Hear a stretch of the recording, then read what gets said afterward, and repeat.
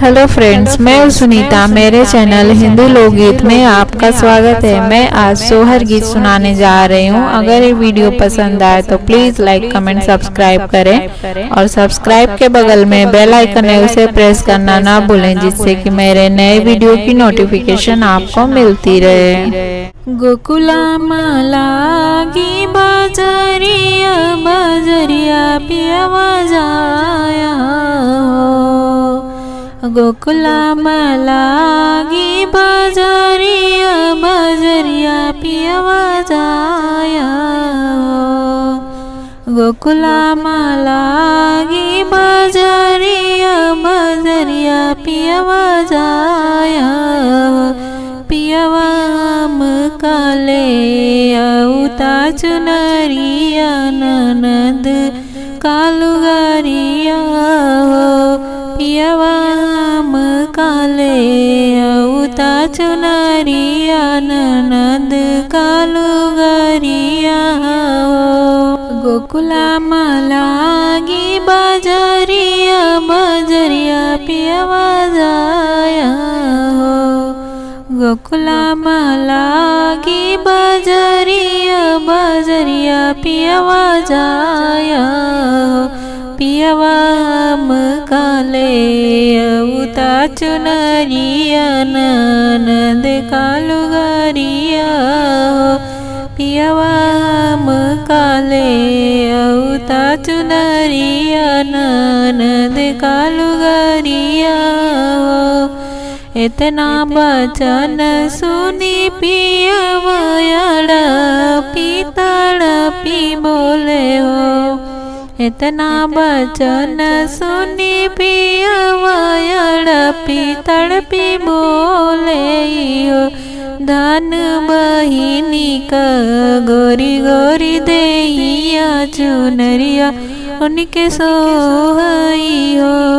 धन बहिनी का गोरी गोरी देहिया चुनरिया उनके सोहई हो। गोकुला लागी बजरिया बजरिया पियवा जाया हो। गोकुला लागी बजरिया बजरिया पियवा जाया हो। पियवा काले औता पलंगिया नंद का खटोलिया हो। पियवा काले औता पलंगिया नंद का खटोलिया हो।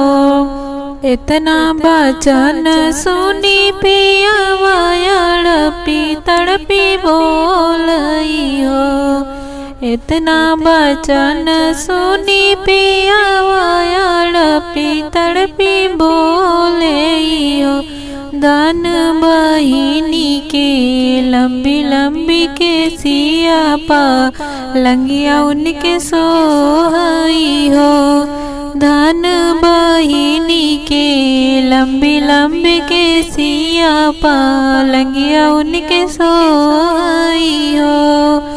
गोकुला लागी बजरिया बजरिया पियवा जाया हो। गोकुला लागी बजरिया बजरिया पियवा जाया हो। पियवा काले औता बेटा हुआ नंद का बिटियावा हो।